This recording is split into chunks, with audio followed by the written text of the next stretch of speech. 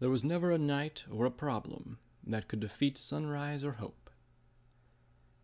I just don't know what went wrong. Hours of rescue and salvage work turned into days. Sunshine City had been almost completely destroyed by the attack, and yet survivors were still being pulled from the ruins and rubble. However, the dead of this place weighed on me.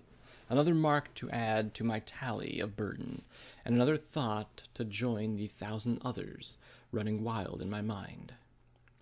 Actually, I knew exactly what went wrong. I'd been the one constant in other ponies' lives, a beacon that only proved to call down the worst upon those who didn't ask for it. Hell, I hadn't asked for any of this, but I was the pony who'd failed to stop it. I can be a better pony. I can feel it inside, coursing through my veins.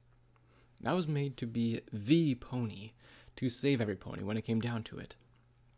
So, why haven't I? I woke up, I worked, maybe I ate, then I found somewhere to lay my head again and slept. This is what I did, even when my hooves felt sore, or when it started to snow again on the coldest of nights. The others, my friends, were here as well.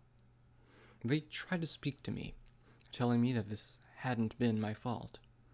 Still, I simply worked. It hadn't been until today that I'd stopped to take a break.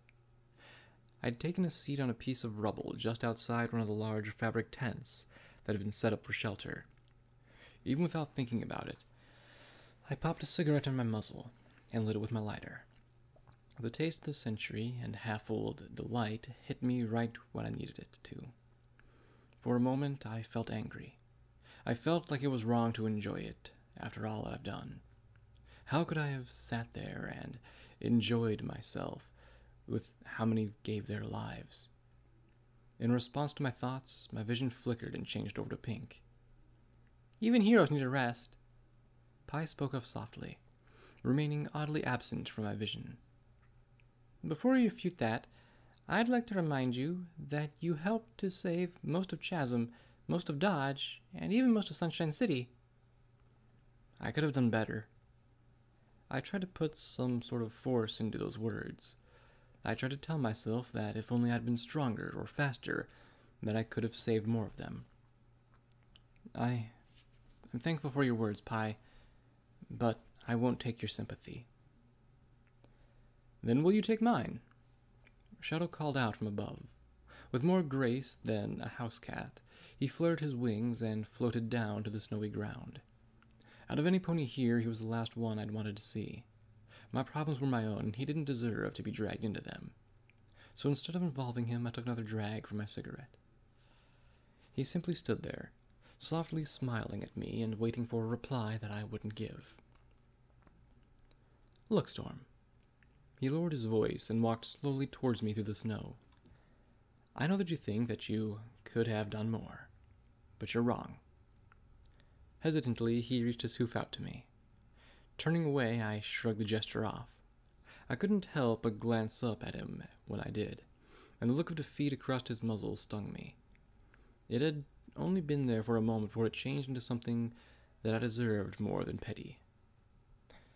Fuck you, Storm! He snapped at me. Here it came, everything that I deserved delivered to me by the one pony in my life that I'd finally let get close to me. I've seen you give nothing more than your best. Wait, what? You don't get to sit there and feel sorry. He put his hoof on my shoulder and forcefully spun me around. Not unless you tell me exactly what you could have done differently. Where was the hatred? Why couldn't he just yell at me like he should?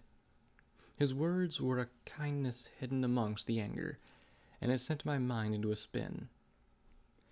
Yeah, a lot of ponies died here, but there wasn't anything we could have done differently. He stepped up towards me, seemingly towering over me as my cigarette teetered at the edge of my lips. I'm all for helping here, Storm, but we can't stay forever. With a heavy plop, he sat down in front of me. There has to be a way forward. Some way to catch this asshole off guard, so that we can take him down. With the lightest of touches, he put his forehoof under my chin.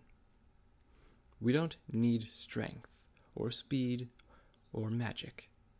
All we have to do is think. His soft smile appeared again, cutting through the fog in my mind. And we can do that together, because that's how we'll beat him. You're right, I sighed. Again with the stubbornness. I can't... He froze. What? You're right, I said again before taking a long drag on my smoke. The perplexed look on his face melted away, slowly turning back to yet another smile. We won't get anything done sitting around here. I spat my smoke to the snow and pushed myself up to my hooves. One of the thoughts running through my mind was something to do with the elements that they told me, that I must return to where I began. Why? He canted his head in confusion. Where is it that you're supposed to go? Sis? Pi spoke up, finally popping up into my vision. Does this mean we can go home? Yes. I nodded and looked at Shadow. We're going back to our orchard. Before we could go, I'd have to tell the others. It didn't take much asking around to find out where Longbow and Harmony were, and I didn't doubt that Preetus would be with them. What I didn't expect when I approached their tent was the voice I heard inside. Opening the flap, I was met with another familiar face. Nuh-uh. I didn't say nothing about working for you. Sheepshot prodded Diesel in the chest. I'll work for... He stopped as I pushed the flap out of the way and stepped inside. Storm? He raised an eyebrow as he looked over at me. You look like shit, but it's good to see you. Brought news from Baltimore. It's been overrun. Cottage grunted from across the tent. Though he wasn't some pony I cared to have ever laid eyes on again, at least he'd stuck around to help out after the attack. But Baltimore? The news was devastating, but for as bad as Sunshine City or Dodge was, these were all just small communities. Baltimore, even after the war, had been a haven for most ponies in southeast Equestria. Its population is no less than a few thousand, including my parents.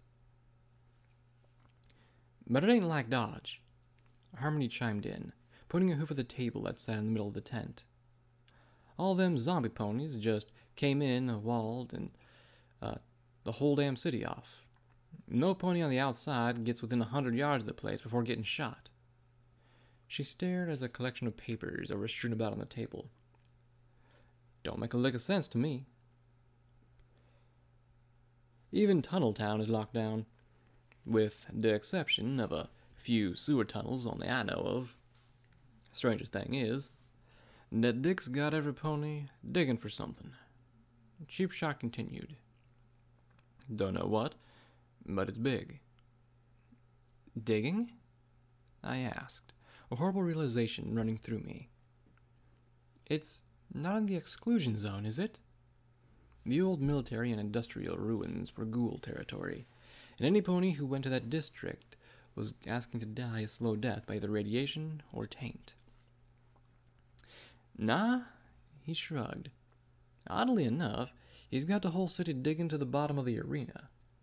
Word is he's looking for some castle-looking thing. The arena? Shadow asked, even more confused than he'd been a few minutes ago. Why do I feel like I already hate the name of this place? It's where they host the slave auctions, Longbow retorted as she walked up to the table, her magic floating over a large, old roll of parchment as she laid it down and unfurled it. To my surprise, it was a nearly intact pre-war map of Baltimore. Stained yellow with age, the old streets and districts had been redrawn to reflect a more modern layout of the ruins. I know it might be a lot to ask, but if you could mark down where some of his forces are, we can start to build a plan of attack. It would be even better if you could get some rangers back inside Baltimore. Look, like I said. Sheepshot snorted before he looked at me. Unless she wants it. you're only gonna get two things from me.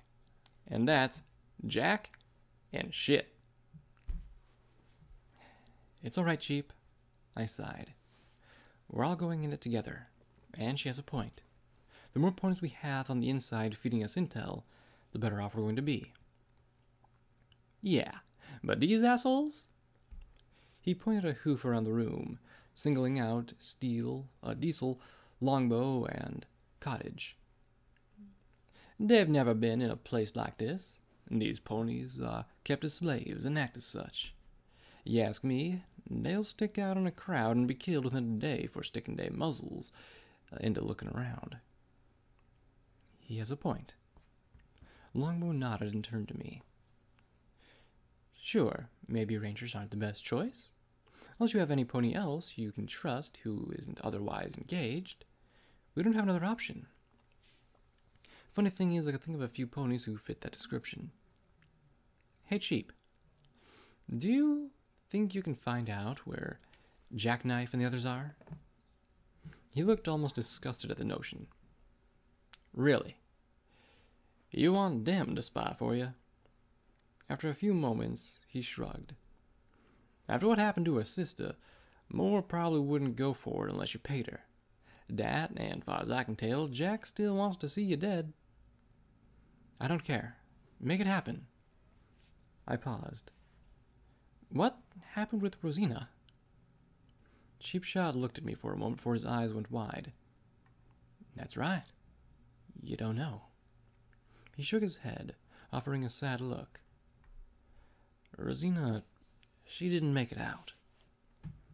I wanted to say that it hit me like a ton of bricks, or that it tore me up to hear that. But after everything we've been through, there wasn't anything inside of me that felt for her loss. Yeah, went down in a blast, and I made a judgmental call to get you out of there. It's fine. I lied more to myself to move on. Let's just make sure she didn't die in vain, all right? I reached up and put a hoof on his shoulder. Whatever it takes. Get them in there and find out as much as you can about how they're set up and what they're doing. And what about the prisoners? Cottage interjected with far more forcefulness than necessary. I doubt a ruffian like you would be able to get them to fight. Just so happens that prison breaks, us starting riots, is my specialty. Cheapshot spoke proudly, putting his hoof to his chest. You can count on me to get you what you need. He shot a quick glare at Cottage. You got any more doubts? Just ask Storm here if I ain't qualified for this. Hell, she'll probably tag along to show me up, like last time. I didn't need to be dragged into a pissing match right now. I can't go with you. You got someplace better to be. He chuckled for a moment. When I didn't even smirk back, he stopped. Wait, seriously? I looked around the table, to each pony who was waiting on me to say something. I wanted to be here, to be part of this. However, the more that the element's words say in my mind, the more I felt compelled to listen to them. As much as it pained me, I couldn't stay. This fight ahead, it's going to be a hard one. I spoke without any idea of what I was saying was something that I had any right to. I can't ask you to carry on without me, but I'm not strong enough to be Phileas. Not yet. A collective look of doubt was shared by every pony in the room. I'm sorry. I can't stay, but there is something that could help us win. Storm? Harmony looked at me with worried eyes. Eyes that she'd only used when she was afraid she'd never see some pony again. What are y'all talking about? Just send pony else to get whatever it is. I can't. I tried to emphasize it with a stomp of my hoof. When I did, a small ring of blue flame rolled out from under my hoof, making every pony take a step back. I realize that you've all given up so much for me, and followed me this far. But it's something only I can retrieve, if it's even there at all. I turned to the door. I want to stay, to plan this fight right beside all of you, but If whatever it is that I'm supposed to find is back there, is it not worth a chance? As I looked around, I could see every emotion locked on the faces of all of them. I hope you can all understand. Well, I fucking don't. Cottage growled. You're going to run from one of the biggest fights in Wasteland on a chance. He stomped up to me with his power armor, nearly vibrating with pure rage. Fuck you. With a stiff prod, his power-armored hoof nearly knocked the breath from my lungs. My father didn't die to give you a chance. Fruit and the other rangers didn't die to give you a fucking chance, he growled.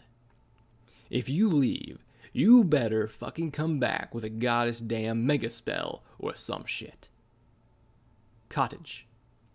Longbow furtively tried to get his attention.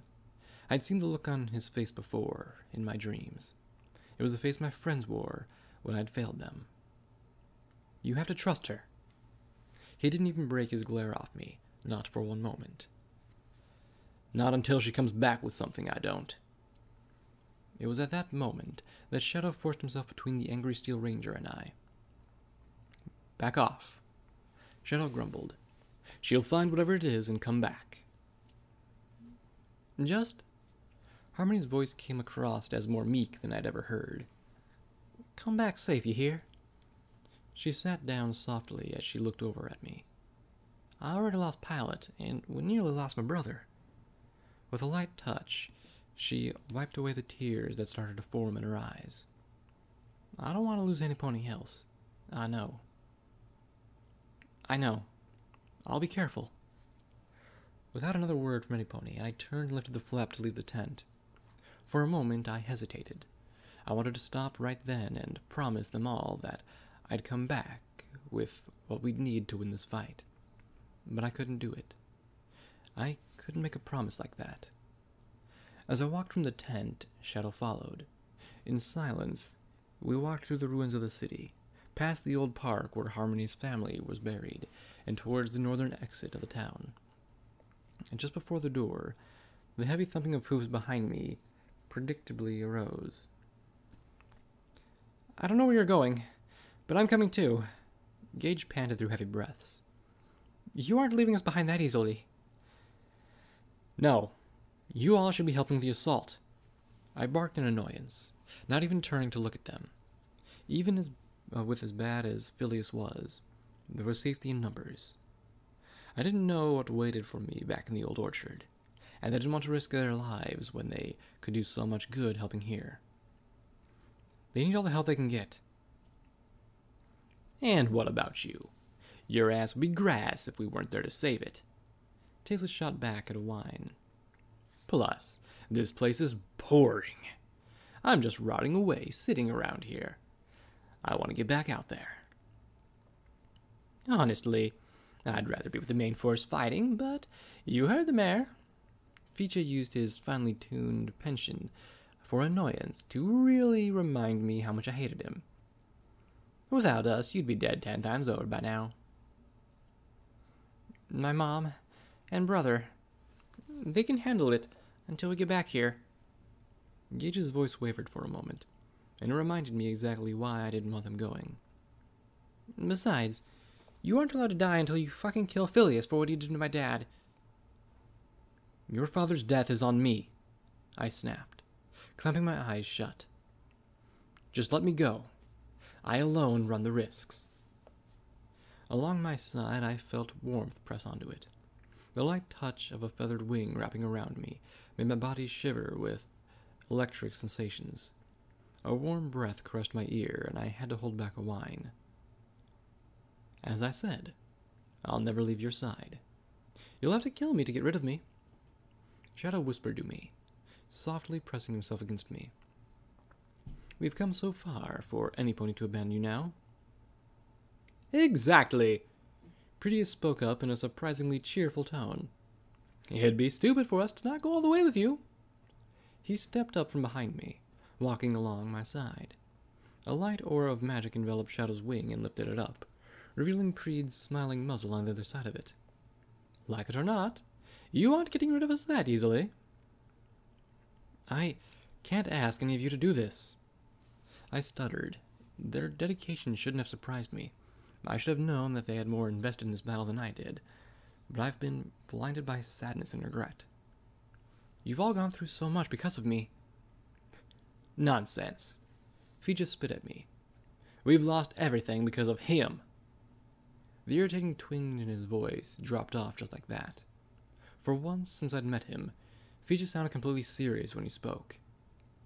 And for that, I'm sure we'd all like to see that dear necromancer pay dearly for it. Painfully, if possible. Damn straight. Tasteless stomped her hoof in agreement. So, what are we waiting for? An embroidered invitation? With more force than needed, she pushed herself between Shadow and I. Gage must have spent all week getting Tasteless's augments all fixed up from the orchard because they shined like they were brand new. Let's fucking get at this revenge train rolling, ladies. With a quick spin, she bucked at the sheet metal entrance.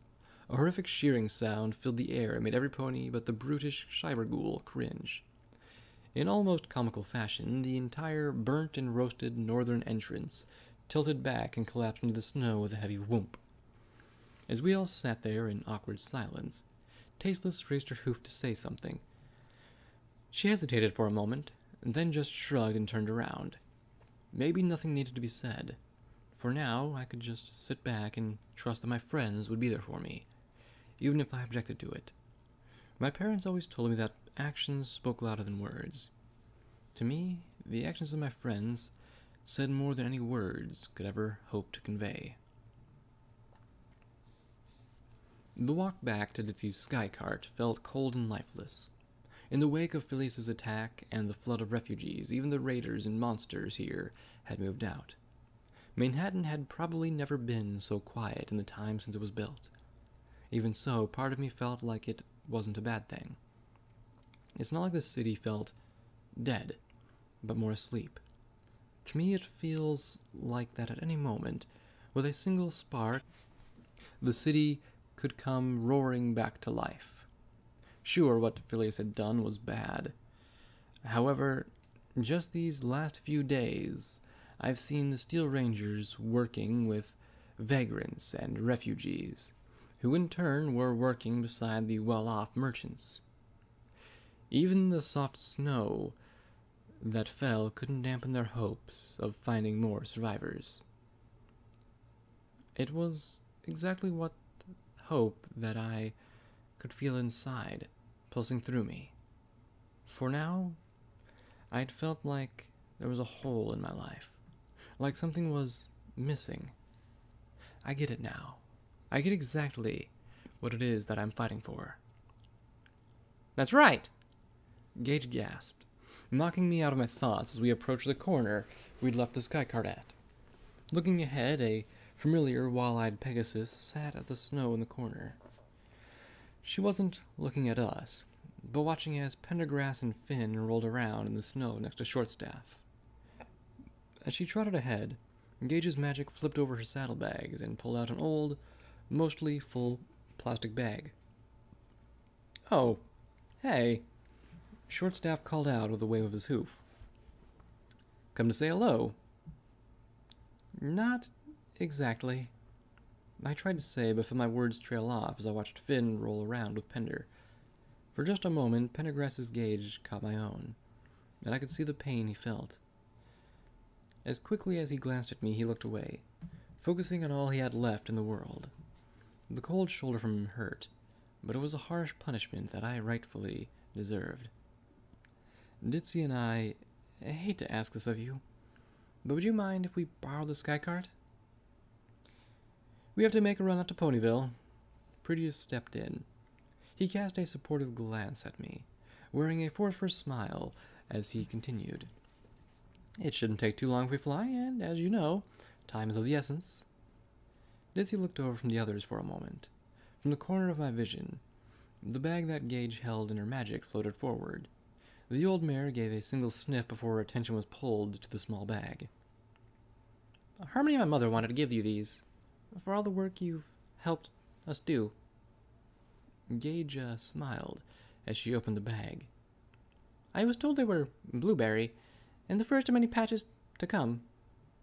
The smile that came across Ditsy's muzzle was one of pure happiness, and something I hadn't seen on a pony's muzzle since Auntie Pinky. She pointed to the sky cart with her hoof and gave a nod. Thank you, I forced myself to say, only managing to whisper meagerly. Without much fanfare or words, the others boarded the sky cart. Shadow had once again hooked himself to the harness. I, on the other hoof, simply stood there, watching as Finn carried on without his brother and father there with him. The sight hurt, but just like with Cottage, it just meant that I needed to come back with something from home. Their sacrifice needed to mean something. As I finally turned aboard, Dizzy's hoof reached out to stop me. In her muzzle, she held the chalkboard that she used to speak. Written it was the words, "Be careful." I didn't know what dangers may lay ahead, but I won't be stopped until we find something to help finish this fight. With a nod, I gave her a soft and genuine smile. Very quickly, I found her hooves around me. Without warning, I was pulled into a very tight and extremely squishy hug. I gave a light sigh as I returned it, with my own light pat on her back. With that, I pulled myself out of her embrace and trotted over to the sky cart, giving one last look at the group before us. I kept the image of it in my mind while I shut the door. I'd been thought up by ponies as a weapon, raised by my creator as a daughter, and matured in the wasteland as a fighter. If only Daddy could see the mare I am today. I'd hoped he'd look at me and understand why I've done what I've done. The journey of my life was about to come to a head as I went back home, and as we picked up off the ground, I wondered to myself if I was truly ready to become the mare that so many had wanted me to be. Chapter end. Over the edge, over again. Quest finished, the meaning of hope. Quest started, where it all began. Levels earned, 1. Perks earned, none.